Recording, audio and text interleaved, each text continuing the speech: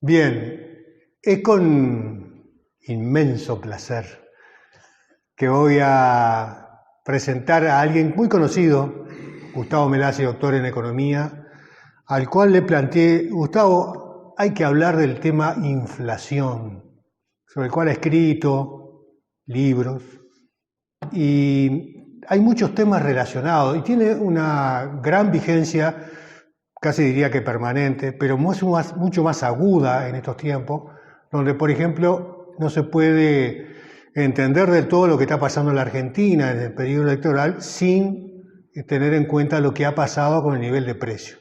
Vivimos en una economía cuyo supuestamente objetivo es fijar precios, y esto, que es un mecanismo distorsionador de los precios, es una especie de enfermedad de fiebre permanente.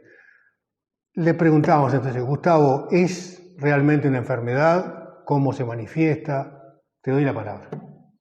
Bueno, hola a todos, gracias por la invitación. Y yo no usaría la palabra enfermedad, me parece más directo hablar. Bueno, es entender la lógica del sistema en el cual estamos viviendo, donde el mercado es el que dirige en función de las decisiones empresariales que buscan la máxima ganancia. Entonces, es la lógica del sistema, pero sobre eso vamos a conversar un poquito más adelante, volver. Tú hablabas de Argentina, que es un ejemplo muy claro. Recordemos que Macri, por ejemplo, cuando asumió el gobierno, una de sus propuestas y promesas fundamentales fue, bueno, yo la inflación la mato. Lo dijo así, le fue mal. Pero también acá, en Uruguay, como no pensemos que somos muy diferentes, somos diferentes, pero en este periodo electoral, por ejemplo, uno escucha mucho que se hable de que es importante mantener los equilibrios macroeconómicos, que quizás es bueno adoptar una regla fiscal y todo eso diciendo, bueno, porque la inflación no es muy positiva, perjudica. Es decir, hay una cosa que parece notoria, es evidente, y es que los gobernantes le temen a la inflación. Le temen, no la quieren, que no moleste. ¿Sí? ¿Por qué es esto? Bueno, porque la inflación altera un poco lo que puede llamarse la paz social, la convivencia, y de pronto descubre cosas que están más profundas y que a primera vista no ocurren, no se notan. ¿Por qué? Porque la inflación si se desata, tiene efectos inmediatos. Segundo, además, tiene efectos generales en toda la sociedad. No es un sindicato que tiene un problema y entonces tiene una huelga o hay otro problema allá. No, la inflación afecta todo. Y eso, bueno, genera bronca, genera luchas, descrédito de los gobiernos, el caso Macri es evidente, y además, para la población, en lugar de estar preocupada porque, bueno, ahora viene el clásico Pedrón Nacional o algún tema así, empieza a hacerse preguntas, bueno, pero ¿por qué pasan estas cosas? Y esas preguntas para los gobiernos en ocasiones pueden ser inquietantes, pueden ser no bienvenidas. Yo aclaro lo siguiente, yo tampoco la quiero, la inflación. No me parece positiva, perjudica a los trabajadores. Claro, pero yo desde otro punto de vista que el de los gobernantes. Entonces esto nos debe llevar a, bueno, ¿por qué? Tratemos de entender así, en 3 palabras, ¿por qué funciona la inflación? ¿La inflación qué es? Dicen, no, subieron los precios, eso es inflación. Está bien, pero no está bien del todo. Porque si todos los precios suben parejos, iguales, al doble, por decir algo, violento, no pasa nada. Yo gano 100 pesos, pero paso a ganar 200. El pan costaba 10 pesos, ahora cuesta 20. Bueno, pero yo tengo el doble, queda todo parejo igual. Lo decisivo para que haya inflación es que los precios se cambian de manera distinta. Unos suben más que otros. Y ya sabemos cuáles son los que suben más que otros. Exacto. Los que suben menos, ya que tú hablaste, los que suben menos son los salarios. ¿De acuerdo? Ese es el tema central de la inflación, el objetivo. Yo aumento los precios, aumento ganancias y los salarios también van bajando, por lo tanto me voy apropiando de eso. ¿Quiénes pueden subir los precios? Porque no todos podemos subir el precio. O sea, hay sectores de la economía, los propietarios de la tierra, de los bancos, de las cadenas de supermercados, etcétera, que tienen cierta libertad para fijar los precios. Los asalariados no, los jubilados menos. Entonces, esa libertad para fijar precios, ¿en qué resultan? En que hay una redistribución, hay una pelea por medio de los precios, recurriendo a esos cambios de precios para apropiarse de pedazos más grandes de la torta, es decir, de la riqueza que el trabajo genera, en perjuicio de los trabajadores.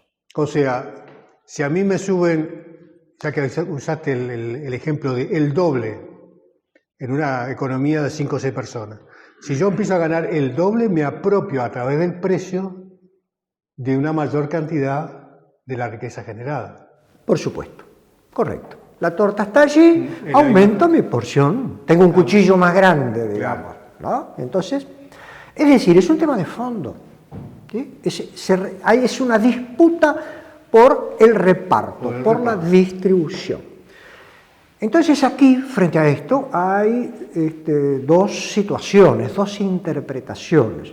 Unos dicen que esto es un problema técnico. Yo desde el gobierno tomo medidas inteligentes, otros decimos, y yo digo, es un tema de fondo, un tema económico, político de fondo, esa distribución de la riqueza nacional. Entonces, si yo digo que es un tema político de fondo, hago énfasis para solucionarlo o aminorarlo, o de eso vamos a ver al final. Yo tomo ciertas medidas en esta lucha entre los sectores sociales, entre las clases sociales, por apropiarse de esa riqueza. Si digo que es un problema técnico, voy a recurrir, por ejemplo, a los equilibrios macroeconómicos, a un ancla cambiaria, a que hay que poner una regla fiscal, ese tipo de cosas. Y una de las medidas más comunes que se dicen, se repiten, etcétera, es: no hay que emitir mucho dinero, no a la emisión monetaria, ¿sí? Recurriendo a un sentido común. Si yo lanzo mucho dinero, aumento los precios. Cuidado, porque la economía mundial, desde el 2007, 2008, 2009, está en un problema de recesión grave. Los gobiernos de los países centrales, Estados Unidos y Unión Europea, ¿cómo intentan solucionarlo? Lanzando al mercado increíbles sumas de dinero. En inglés lo que le llaman el quantitative easing, o sea, la facilidad para emitir. Como decíamos acá, antes la compra de carteras. A los bancos que se había ido mal en la especulación, le compro la cartera incobrable, lanzo dinero al mercado. De acuerdo con los monetaristas, Milton Friedman, la Escuela de Chicago, todos esos, tendría que haber una impresionante inflación. Y sin embargo, ¿hay inflación en el mundo? No. Al contrario, se están quejando porque hay deflación. Todos estos años no hubo inflación. Entonces, por favor, esa explicación ya no tiene ningún asidero, es medio ridículo seguir hablando de que la emisión monetaria genera inflación. Por favor, no, basta con eso, ¿sí? Bueno, lo último entonces, ¿cuáles son las actitudes que uno puede tener frente a un proceso para actuar frente a un proceso inflacionario o antes prepararse para eso? Bueno, primero es una actitud defensiva, una actitud de reforzar las luchas sociales, el poder de los movimientos sociales, de los sindicatos, de las comunidades, reforzarlo de distintas formas, ¿sí? Segundo, es un tema de, bueno, pero creemos que ¿qué tal si formamos ciertos mojones de seguridad, ciertas áreas de seguridad? Por ejemplo, una canasta básica que se defina, y ahí tenemos un control muy fuerte de precios, ¿sí? tanto en la producción como con la distribución, metiéndonos allí desde el gobierno y desde los sindicatos. ¿Sí? También el hecho de fortalecer y defender las empresas públicas en la producción y en la distribución. ¿Sí? Yo para nada estoy de acuerdo con esta situación que se dio de que una empresa privada extranjera tenía la distribución del gas por cañería en Montevideo. ¿Sí? Un elemento de primera necesidad, obvio, ¿sí? Y de la canasta básica popular. ¿De acuerdo? ¿Cómo puede ser, para mí, que quiebra esa empresa después de conflictos sindicales que piden la nacionalización, la estatización correctamente? El gobierno dice, bueno, por ahora soluciono el tema e intervengo, pero mientras es un periodo de transición, por el periodo en que no consiga un nuevo capitalista que la compre y que invierta. No, eso es inadmisible. Otra vez un empresario que busque solamente la ganancia, ¿por qué no queda en manos estatales? Ahí garantizamos un elemento fundamental. Te interrumpo un segundo sobre ese tema.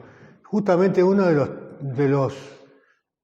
las concesiones, por decirlo así, teóricas que hace la distinta forma de liberalismo, es que el monopolio, cuando hay, por ejemplo, un servicio que distribuye por cañería que no podría ser fácilmente sustituido por otro o que haya competencia, entonces ahí se fundamenta que haya un monopolio de tipo estatal.